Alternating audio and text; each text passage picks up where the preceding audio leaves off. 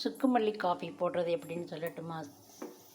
3 பேருக்கு 3 டம்ளர் தண்ணி நல்லா கொதித்த பிறகு 2 ஸ்பூன் சுக்குமல்லி தூள் போடணும்.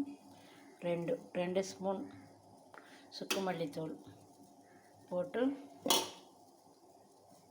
கொதிக்க விடணும். நல்லா கொதித்த பிறகு அதில் என்னென்ன பொருள் போட்டிருக்கோன்னா, சுக்கு, மல்லி, ஏலக்காய், மிளகு, துளசி. இது இருமல், சளி, காய்ச்சல், தலைவலி, பித்தம் இதெல்லாம் உள்ளவங்களுக்கு இந்த சுக்குமல்லி தூள் குடித்தா சரியாயிரும். நல்லா கொதித்த பிறகு இதில் நாட்டு சக்கரை நம்ம எவ்வளோ தேவையோ அவங்கவுங்க சுகர் குடிக்கிறது கணக்கு பண்ணி, நீங்கள் சுகர் எவ்வளோ குடிப்பீங்கன்னு தெரியல. எங்கள் வீட்டில் 1 டம்ளருக்கு 2 ஸ்பூன் போடணும். 2 3 4 5 6 1 டம்ளர் காஃபிக்கு 2 டம்ளர் நாங்கள் சுகர் போட்டு குடிப்போம். கொஞ்சம் சுகர் தூக்கலாக குடிப்போம். இது நாட்டு சர்க்கரை.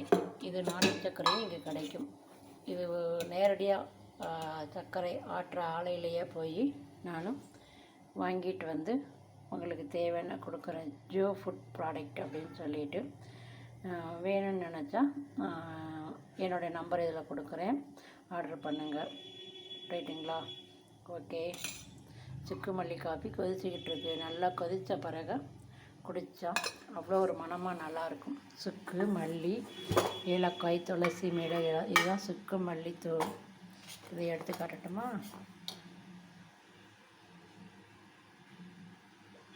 இது எல்லாமே போட்டு அரைச்சிருக்கோம். ஓகே. நல்லா காஃபி கொதிச்சிடுச்சு. இதை இறக்கி கொஞ்சம் நேரம் மூடி வச்சு டிகாசன் நல்லா இறங்கின பிறகு குடித்தா இதுக்கு எல்லாமே நல்லாயிருக்கும். ஓகே. தேங்க்யூ. நன்றி.